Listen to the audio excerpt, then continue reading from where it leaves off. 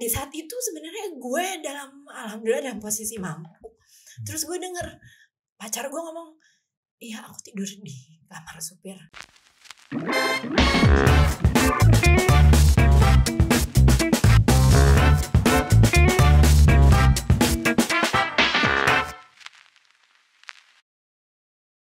Niwu Hunsun Sai.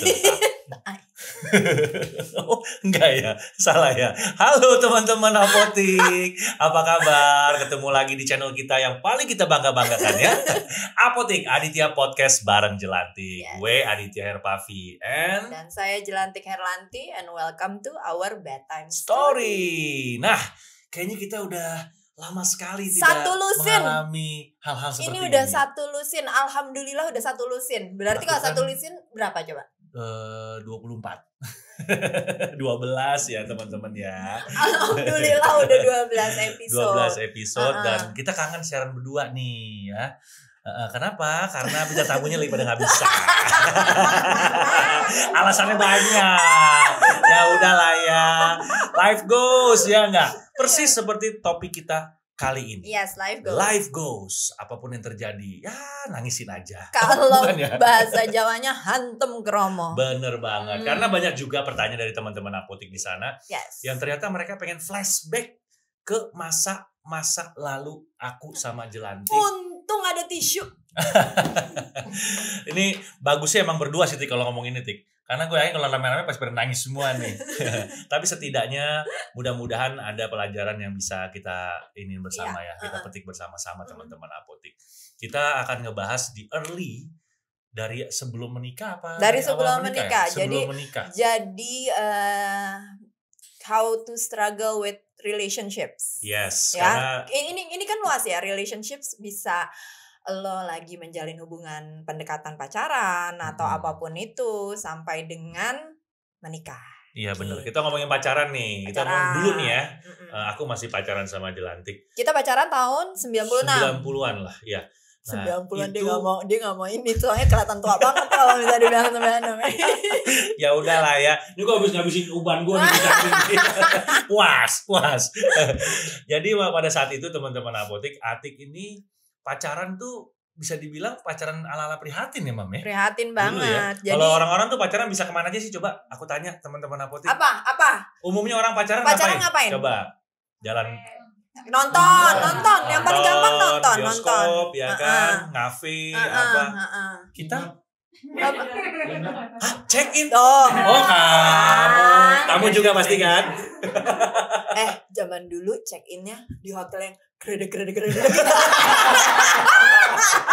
Gue tahu tuh. Aduh. Ada time limitnya tuh, ada time gredek. Mobil masuk gredek gitu.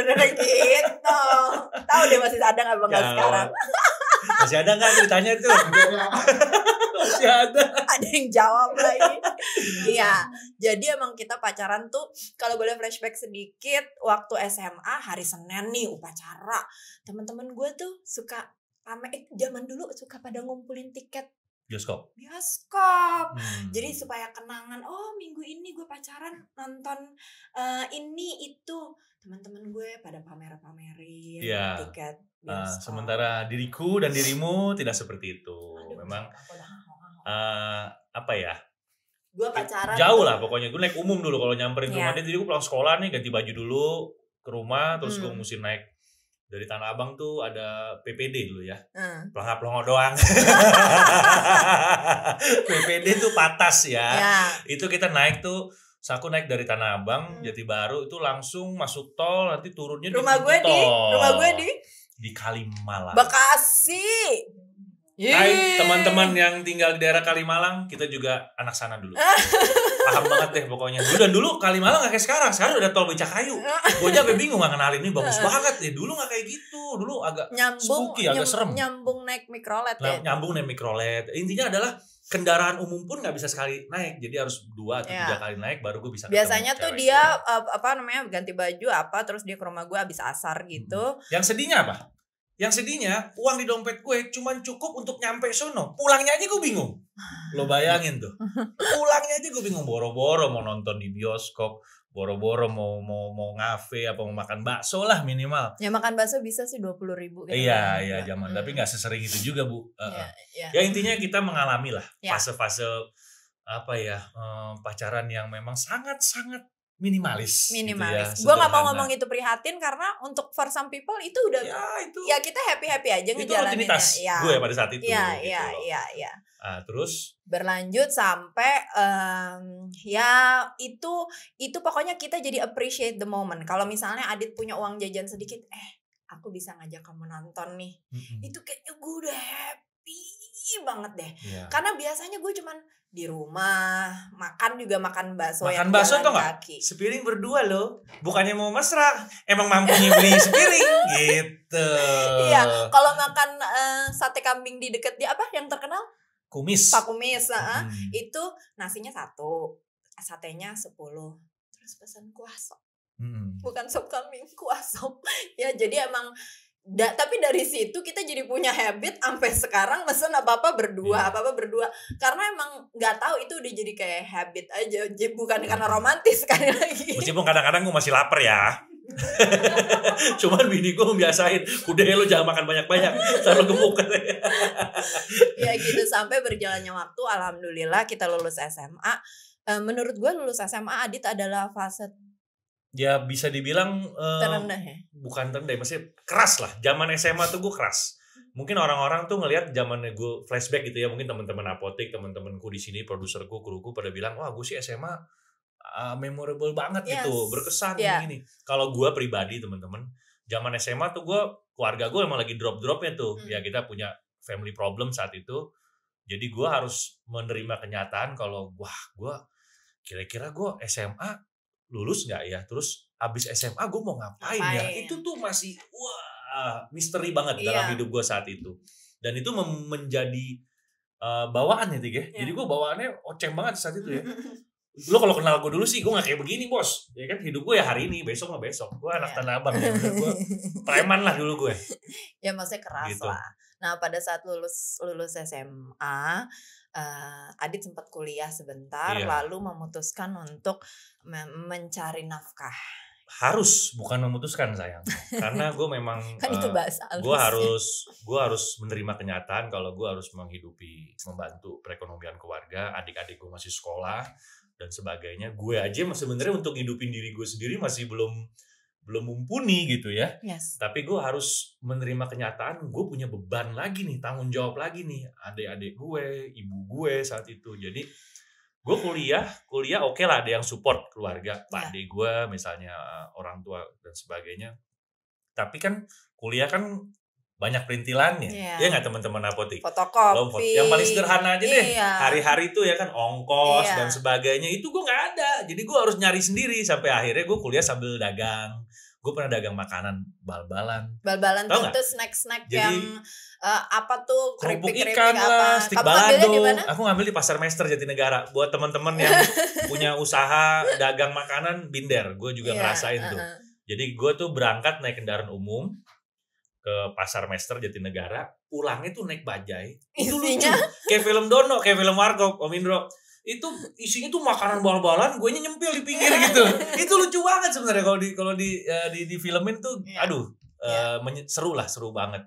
Sampai akhirnya gue ditawarkan ya, mendapatkan tawaran untuk kerja menjadi driver bahasanya keren banget, supir. Nggak usah dibagus-bagusin. Dan ya kan? Lo tau nggak, sampai sekarang tuh banyak orang yang nggak percaya lagi. Iya ya, abis gimana? Gue kan keren ya kan.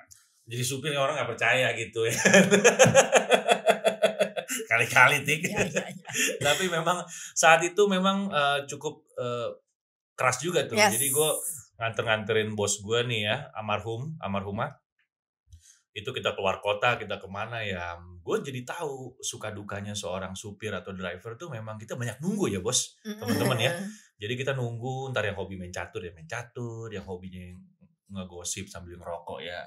Gosip di saat itu alhamdulillah perekonomian keluarga gue enggak, ya maksudnya kita alhamdulillah cukup lah ya. Jadi gue tuh harus menerima kenyataan bahwa pacar gue bukan pacar yang lo bisa bermanja-manjaan, bisa menikmati. Jadi tapi kalau mau ya Lo nggak tahu kan lo gue opo-opo sebenarnya. Baru ngaku kan sekarang. Jadi Bercanda ya jadi teman-teman. gue bener-bener bisa tuh teleponan sama dia gue ingat banget ada momen waktu dia mesti nganterin ke Bandung. Iya. Dia nginep di hotel, maksudnya si majikannya ini nih nginep di hotel, terus dia telepon gue, aku tidurnya di kamar supir.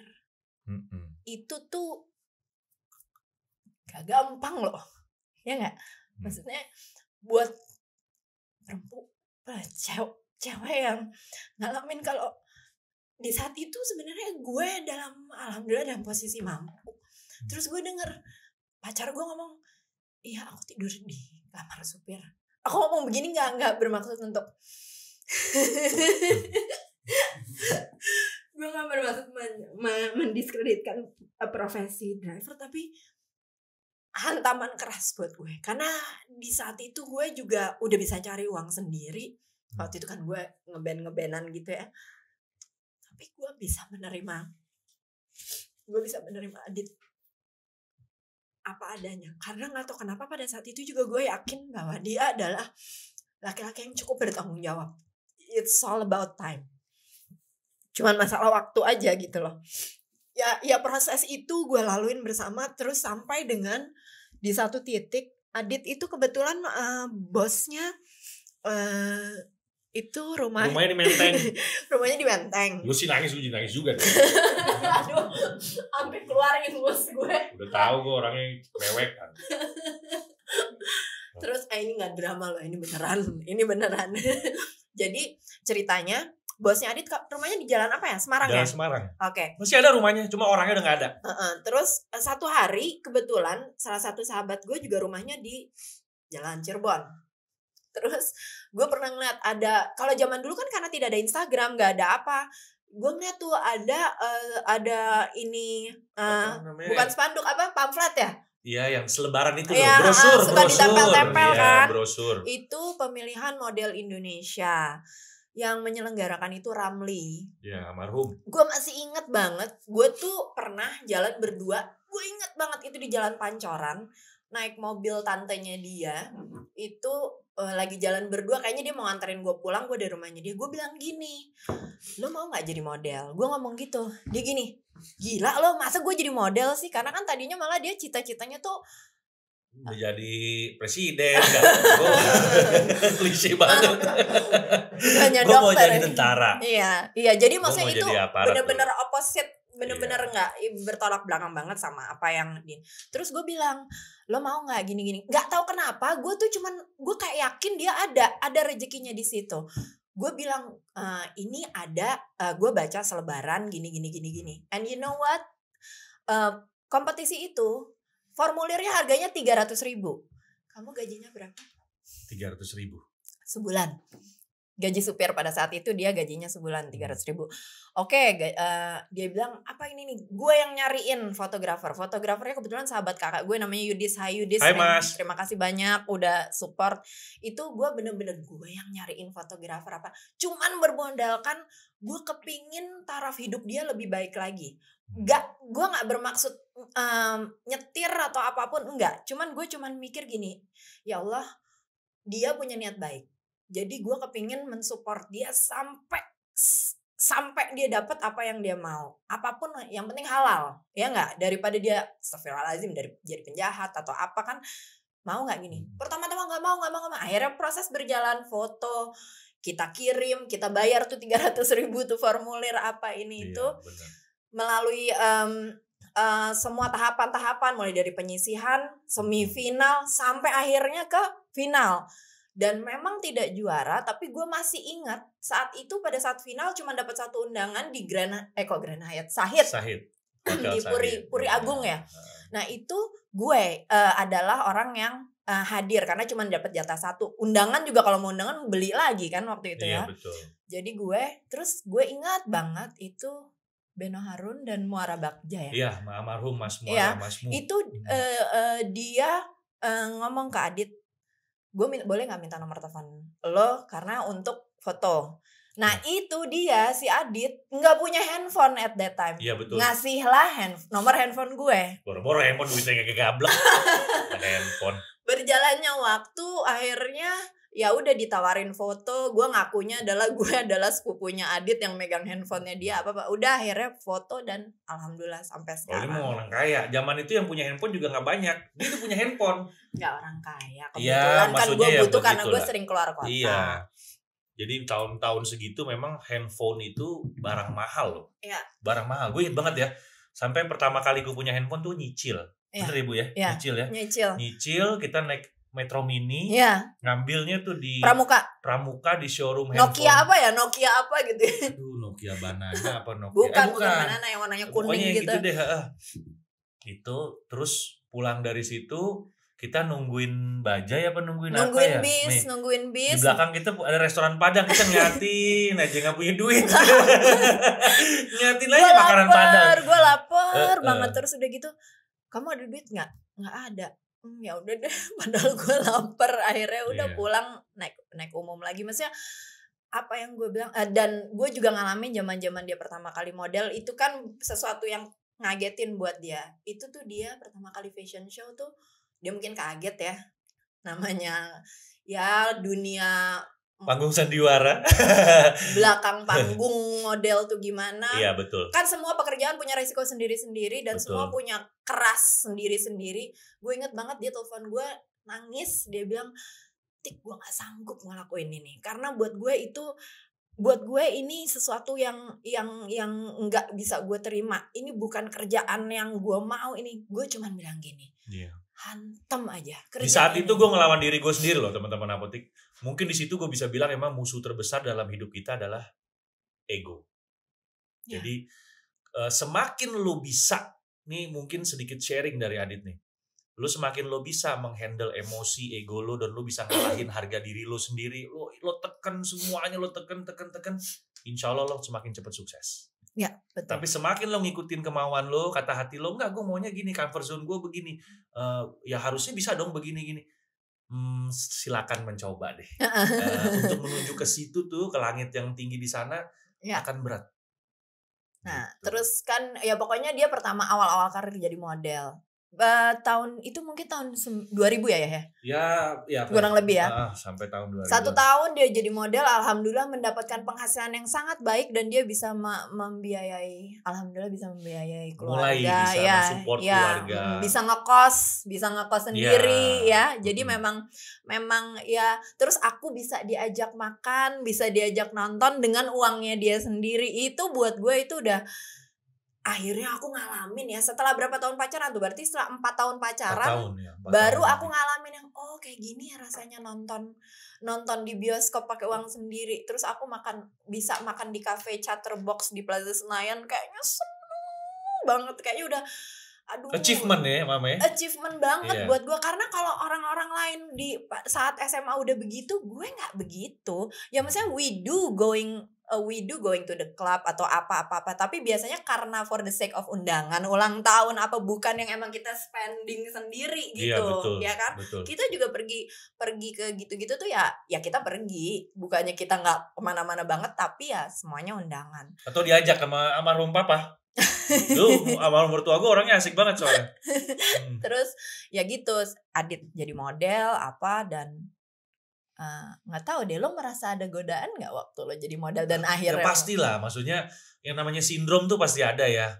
Lo dulu kere, lo nggak punya apa-apa, tiba-tiba suatu saat gue nih pribadi menggapai sesuatu ya yang menurut gue ini turning point nih dalam hidup gue nih. Gue bisa begini, gue bisa begitu. Sindrom itu pasti ada lah. Gue yakin semua ABG maupun orang yang udah dewasa yang mengalami fase itu di titik itu namanya sindrom tidak bisa dihindari. Nah, pembawaannya beda-beda. Outputnya ada yang larinya hobi, ada yang mungkin ke perempuan kalau laki, ada yang ini, ada yang mungkin tiba-tiba jadi senang main judi atau narkoba, astagfirullahaladzim. Itu beda-beda lah pembawaannya, tergantung pribadinya. Dan gue pun mengalami fase di saat itu, gitu, kepleset dikit. Tapi Masya Allah, cewek gue setia-setia aja tuh. Maksudnya diajak susah, tahan banting. Gue baru senang dikit, gue tiba-tiba mengalami turning point kayak gitu, dia tetap tahan banting juga. Terus sebenarnya apa sih? Itu juga gue nih. Bukan mutan. Ya terus yang alhamdulillah akhirnya ya nggak tahu tuh dia mungkin dengan dibanting-banting gue bertahan, dia yakin memutuskan untuk nikah. mau menikah. Karena gue mikir gini, ini laki ya, boys. Namanya kalau lo laki bener laki, perempuan nih bujangan nih. Perempuan dalam hidup lo biasanya yang lo bisa lirik-lirik tuh nggak cuma satu. Ya dari tetangga lah, teman kuliah lah, teman kerja lah, ini pasti banyak lah. Pilihan itu pasti ada. Cuman kalau Atik nih, Jelantik, in this case, gue nggak tahu kenapa dari dulu gue masih remaja, gue punya faith nih. Kayaknya kalau gue sama dia nih, gue bisa dapat apa yang gue mau nih, yang gue cita-citakan nih. Dan itu terbukti loh. Jadi memang hidup nih yang penting yakin. Ya. Hidup nih yang penting yakin. Semua udah disiapin sama Allah gitu. Cuma kitanya yang kadang-kadang suka nggak yakin sama diri kita sendiri. Ya. Kita nggak yakin sama pasangan kita nggak yakin sama rezeki kita. Itu kalimat yang sederhana ya, teman-teman ya. Ini kalimat yang sederhana nih. Jadi hidupnya sebenarnya modalnya yakin sama ikhtiar. Usaha aja, udah gitu. Kalau yakin sih sama gue? Ya nggak tahu, itu kan just pop mami. Tiba-tiba aja gue ngerasa, gue awalnya juga ketemu lu biasa aja kan. Gue bukan yang love at first sight gitu, enggak loh, demi Allah gue. Cuman berjalannya waktu gue makin kesini gue makin enggak nih, emang dia nih kayaknya. Gue banyak cita-cita ya dalam hidup gue, mungkin teman-teman juga. Gue punya keyakinan, masya Allah, kalau gue mau perempuan ini nih, gue bisa dapet tuh semua tuh. Walau alam kapannya gue nggak tahu nih. Tapi apapun itu gue bisa dapet, yakin gue. Nah itu makanya gue siap lah nikah muda sama lo, punya anak di usia yang cukup muda loh kita. Teman-teman kita masih pada kuliah, masih seneng pacaran ke Bali, ke sini, ke situ. Gue udah sibuk tau gak? Nih zaman-zaman baru nikah nih, sibuk. Anak gue kebetulan waktu kecil sering banget ke rumah sakit. Karena dia punya alergi susu sapi apa. Jadi pokoknya sakit si Jorel tuh si abang ya. Sering banget. Lo tau gak saking seringnya gue ke dokter, sampai Prof Agus tuh dokter anak kita itu tuh sampai pernah satu kali kayak gue seminggu sekali ke dokter, anak gue sakit mulu. Udah, kamu gak usah bayar.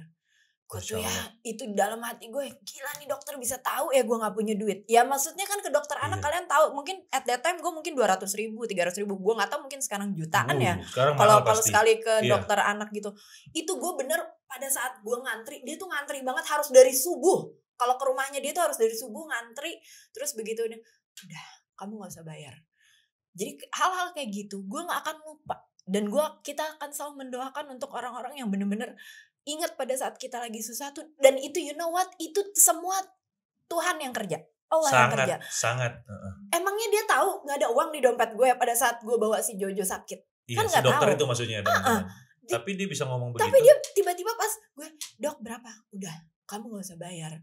Hal-hal kayak gitu tuh yang membuat gue sama Adit tuh makin kuat lagi. Udah gitu nih ya. Setelah namanya kan Ati kan aku nikahin dia masih kuliah, aku juga kuliah, tapi aku sambil kerja, maksudnya sampai akhirnya aku mengalahkan kuliah. Iya, dia bilang udah lo aja deh. Fokus menjadi seorang peragawan, karena kita dikontrak ya sama Look Models waktu itu, kita kontrak serius lah pokoknya, dan itu menghasilkan banget. Sangat, saat itu menjanjikan banget penghasilannya. Sangat menjanjikan. Nah, Atik akhirnya harus kuliah lagi karena gue bilang sama Jelantik, gue udah gak kuliah nih, gue udah ngalahin kuliah. Setelah gue cuti ya, setelah gue punya Jojo, gue melahirkan, gue semester. Lo harus balik Tik, kuliah lagi Tik. Nah, aku saat itu kan ya namanya udah jadi istri ya, gue udah malu minta duit sama mertua lagi buat kuliah. Jadi gue lah yang ngebiayain dia kuliah. Lo tau gak, gue sampai pernah ngegadein handphone gue buat bayar SKS-nya dia. Iya. Padahal SKS-nya cuma 30.000 loh. Padahal itu handphone gue pakai buat menerima kerjaan. Tapi gue gadein, tapi kartunya enggak, gue simpen, ya kan. Itu cuman buat bayar. Terus kalau jangan tanya lah kalau namanya suka duka ya, apa namanya, pulang show gue jemput dia di kampus di Mustopo naik motor, baru kita pulang, tiba-tiba ban gembes di pinggir jalan. Ya kan, itu mah gue rasa semua orang ngalamin kali kayak gitu. Ya nggak sih? Dulu kendaraan yang pertama kali kita punya adalah motor. Ya motor. Jadi itu pun dibantu sama papa waktu itu. Udah, kamu beli motor aja, papa bayarin dulu. Tapi kamu sebulan kamu nyicil ya ke papa ya. Jadi benar-benar semua tuh kita dididik dengan keras. Tapi menurut aku banyak sekali faedahnya ya. Benar. Dengan himpitan dan kerasnya didikan gitu tuh. Dan mungkin teman-teman nggak percaya ya, kalau gue ini ijazahku banyak loh. Ya, karena gue sekolah terus dari dulu di Pegadaian. bandel dikit, kalung kita sekolahin Iya, gitu. Udah tahu Ya belum? namanya ngerintis Udah tahu belum caranya rumah tangga ya dulu Pegadaian ya. kan mengatasi masalah tanpa masalah. Iya. Pegadaian, Coba ayo dong, ayo. tolong. Coba tolong Pegadaian, dong. Iya. Saya udah punya membernya loh. Kalau kata Marum Benyamin, orang kita ini mau orang hebat, hidup kita jual beli, kita bisnismen. Kalau ada kita beli, nggak ada kita jual. Iya. Itu gue pernah waktu gue dilamar, ibunya Adit ngasih gue kalung, liontin sama anting emas. Itu gue minta maaf sama mama maaf ya, anting yang dari nyokap sama rantainya Nggak ketebus. Ya udahlah buat ya, susu Ma. waktu itu. Jadi ya gue orang kalaupun ngelihat sekarang kita begini, ya kita bukannya kita semua sama. Kita semua bersaudara. Bukannya juga gue nggak bilang saat ini kita udah nyaman. Ya alhamdulillah, lebih alhamdulillah daripada dulu. Kita itu dulu nggak ada kata once. Kita tidak bulan madu. Asli. Kita nggak punya, nggak ada. Jadi itu pada saat awal-awal tuh needs, semua kebutuhan, ya. Jadi semua tuh benar-benar based on apa yang kita perlu, bukan apa yang kita. Begitu kita udah rada-rada ini nih, oh kayaknya boleh nih kita punya wants. Dan ternyata dengan kita punya keinginan itu lebih jadi cambuk lagi. Jadi I'm not saying that lo nggak boleh punya lo harus berpikirnya enggak ini harus kebutuhan dulu. Ya itu benar. Tapi dengan adanya keinginan, angan-angan itu ya, yes, cita-cita. Ibu gue selalu bilang gini, kamu cita-cita jangan cuman rendah doang. Mama dulu cuman punya cita-cita bisa nganterin anak naik mobil. Ternyata nyokap gue selalu ngasih tahu ke gue, lu nggak boleh punya cita-cita segitu, yang tinggi. Setinggi langit. Ternyata dengan kita punya cita-cita dan wants itu, alhamdulillah saat ini bisa ya. Bisa. Walaupun pelan-pelan, yes. naik turun lah. Tetap hidup tuh naik turun, nggak selamanya naik terus. Ya. Jadi nggak ada tuh gue kayak pola apa ya. Nih Tik, yang sekarang lagi heboh nih kan memang anak-anak generasi saat ini ya, itu pola pikirnya how to make money itu sangat berbeda dengan generasi kita yang udah above 40 misalnya. Kita tuh memang pemikirannya tuh konvensional banget, teman-teman. Kayak gue nih contohnya nih, mereka kan hanya bermodalkan gadget dan kuota aplikasi. Tapi kan tetap harus punya skill yang ngerti harus bisa banget. dipelajari. Cuman intinya adalah ini sesuatu yang kalau kita masih dikasih rezeki, dikasih nafas, dikasih umur, kita juga harus fleksibel. Kita harus belajar. Mau nggak mau harus ngikutin ya. Jadi dari paling nggak tahu aja dulu baru ya. lah, gitu. Ternyata bisa ya ternyata ya. Ya ngomong-ngomong soal bagaimana orang mencari uang, mencari penghasilan untuk mendapatkan keinginan atau cita-citanya. Kalau gue sama Adi tuh kebetulan tipenya nyicil. Karena kita memang belum difasilitasi apa-apa pada saat awal-awal menikah gitu ya. Jadi ya punya rumah pertama nyicil dan itu nggak gampang. Rumah pertama nyicil, terus kita juga masih pakai kartu kredit. Ini despite of kartu kredit itu riba atau apa, kita singkirin dulu ya. Ini kita ngomongin sharing pengalaman apa yang kita alamin dulu. Jadi ya memang kartu kredit, nyicil rumah, nyicil mobil apa. Kalau boleh sharing, nomor satu dulu, kita satu-satu nih kita jabarin. Kalau kartu kredit it helps di keadaan tertentu. Misalnya, urgent ya. Misalnya rumah sakit, kita nggak selalu ready cash dong, ya kan? Kalau untuk orang-orang yang mungkin alhamdulillah sudah di cover asuransi kesehatan, itu oke banget. Tapi kan nggak semua orang-orang. Kadang-kadang kita memisahkan dana sekian juta, 1 juta, 2 juta, 3 juta untuk asuransi kesehatan. Sekarang makan aja orang mikir loh, ya nggak? Jadi bukannya kita nggak mau punya asuransi, tapi kita semua apa-apa sekarang mikir kan. Dihitung, semua tuh dihitung banget. Jadi kartu kredit membantu untuk itu, untuk traveling ke luar negeri atau apa. Cuman gue sama Adit juga punya pengalaman pada saat itu, namanya aktor itu, pekerja entertainment itu nggak selalu lo turun lo selesai syuting lo dibayar. Iya betul. Lo Ada yang honor lama bisa banget, lupa 3 bulan, 6 bulan, dan malah jadi kayak debt collector yang kerja and it happens dengan semua beberapa teman artis yang gue ngobrol gitu. Ada beberapa yang bikin acara tuh, ya lo mesti nunggu, mau nggak mau gue kan belanja pakai kartu kredit, belanja semua untuk kebutuhan, nggak ada tuh yang untuk ini. Ya kasarnya gini deh, yang pada kerja di TV nih, mau sebagai aktor kayak presenter kayak, kita tahu kita ada rezeki ya. Iya, kita ada honor piutang, yang ada piutang yang di ini, tapi turunnya kapan, masya Allah. Ada yang bener, ada yang bener. Akhirnya untuk memenuhi kebutuhan itu, gue belanja pakai kartu kredit. Tiba-tiba Adit masuk rumah sakit apa, membengkak deh tuh kartu kredit gue. Lo tahu, kita sempet loh jual mobil untuk bayar. Gue jual mobil waktu itu, mobil Serena, mobil mahal loh. Serena tuh bukan mobil murah juga. At that time. Itu cuma buat bayar kartu kredit, gila gak? Yeah. Itu bahaya, maksudnya jebakan Batman ya, ya. Jadi memang, tapi gue nggak bisa bilang gue sekarang udah bisa lepas, karena itu penghasilan dia. Bersyukurlah, orang mungkin ngeliatnya, oh enak ya artis, duitnya banyak, gini. Aminin harus aja. Ada juga bersyukur untuk orang-orang yang bekerja kantoran di luar sana. Nomor 1, kalian udah tahu tanggal berapa kalian gajian. Itu menurut gue itu blessing loh. Privilege. Nomor 2, lo bisa dapet surat gaji yang untuk KPR perumahan. Adit itu dengan dia kerjanya kontrak, kita tuh berapa kali kita ditolak sama bank untuk enggak. Maksudnya gini loh. Tapi bener nih teman-teman. Aduh kasihan banget dulu. Kita sampai kan marketing kan pinter ya. Ini perumahan baru nih di daerah Cibubur. Kita pengen banget nggak punya rumah kan, pengen. Dia udah nikah kan, pengen punya rumah lah ya. Goals kan itu kan. Wah ini kompleksnya kayaknya bagus, deh indah, deh kayaknya gini-gini. Cimanggis ya. Marketingnya pinter banget. Wah ini tinggal 2 unit nih. Buruan nih bayar tanda jadi, bayar ini. Iya, padahal luasnya cuma 190 atau 110 gitu ya. Ya intinya pokoknya kita pengen lah. Udah akhirnya kita punya tabungan segitu-gitunya nih. Kita bayar tuh tanda jadi. Iya, karena kan lo untuk ngeblok kita maunya yang di sini gitu. Baru setelah itu aku sama istriku mengajukan KPR nih ke beberapa bank.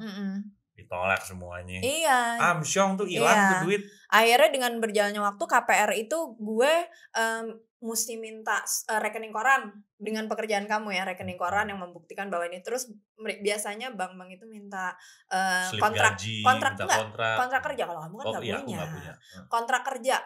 Jadi makanya aku bilang buat para pekerja korporat di luar sana, kalian juga mesti bersyukur loh. Maksudnya jangan selalu ngelihat enak orang lain. Enggak, sama aja kita punya struggling masing-masing dalam. Iya benar. Namanya rumput tetangga mah pasti kelihatannya lebih hijau, tapi selamanya nggak begitu. Itu kelihatannya doang. Gitu. Tadi kita udah ngebahas satu persatu ya. Suka duka, tapi banyakkan dukanya. Kalau sukanya hanya kita berdua yang merasakan. Tapi kalau dukanya kita bisa sharing dan pasti banyak hikmah teman-teman. Jangan bilang duka, mungkin perjuangan kali ya. Itu bisa kita sharing dan pasti ada hikmah yang bisa dipetik dari pengalaman aku sama Jelantik yang mungkin teman-teman juga mengalami. Mungkin tidak persis sama, tapi similar lah, mirip-mirip lah. Apalagi buat yang baru berencana menikah atau baru menikah, jangan kaget. Welcome to dunia jungle. Yes. Memang seperti itu keadaannya. Jangan takut, karena kalau kita udah ketemu jodoh, kita udah nikah, berarti rezekinya ada. Amin. Anak kita lahir ke dunia, dia bawa rezeki sendiri. Gak usah takut. Aduh, ntar anakku sekolah dari mana? Tapi gimana? Udah diatur sama Allah. Ya. Kita hidup modalnya apa? Balik lagi teman-teman. Ya. Nah itu kalau ininya ya, quotes-nya. Ya, hidup kita hanya yakin aja. Mau punya agama apapun, mau nggak punya agama juga mungkin nggak apa-apa. Yang penting yakin. Kita melek mata, masih ada nafas, masih ada umur, berarti rezeki kita pasti ada. Alhamdulillah. Cari deh di mana tuh. Lisoy dulu. Lisoy. Oke, teman-teman Apotik juga yang di sini di studio pada kompak semua ya. Harus. Semangat. Pokoknya buat yang masih pacaran, mau melanjutkan ke jenjang pernikahan, nggak usah takut. Ingat moto gue tahun 2022, lemesin aja. Ya. Biarlah itu berjalan. Oke, terima kasih untuk nonton episode 12 ini. Semoga banyak muatan yang bisa menjadikan bahan nggak bermaksud menggurui menggurui atau apa-apa, ngajarin, cuman sharing aja. ya bisa lah jadi pertimbangan untuk nanti kalau kawin tuh gini gitu ya. Oke, good night. Kok good night? Belum.